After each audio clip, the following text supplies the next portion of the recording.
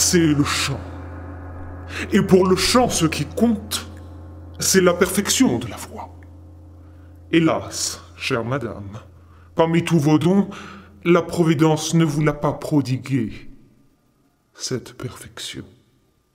Qui parle de perfection? Rien que ça?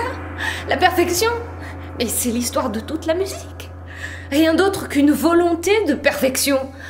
Parce que j'estime encore aujourd'hui qu'en musique, les hommes sont capables de produire quelque chose de parfait.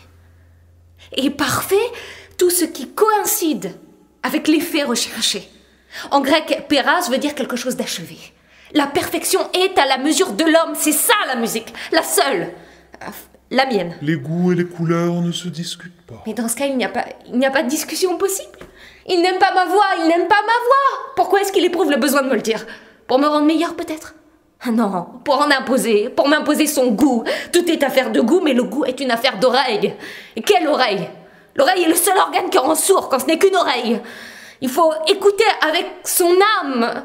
Toute l'âme, l'oreille de l'âme, bon sang! Je n'aime pas votre voix, c'est tout ce que je sais. Savoir n'est pas sentir. Et sentir n'est pas savoir. Deux registres, deux notes sensiblement différentes. Le plus grave, c'est quand on croit savoir alors qu'on ne fait que ressentir. Et le plus aigu, c'est quand on ressent sans savoir ce que c'est.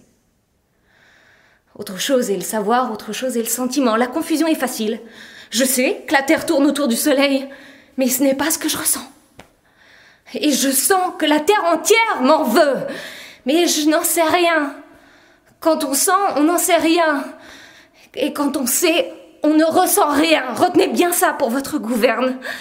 Vous avez le droit de dire « j'aime pas cette voix », mais pas le moyen de le prouver. Vous affirmez.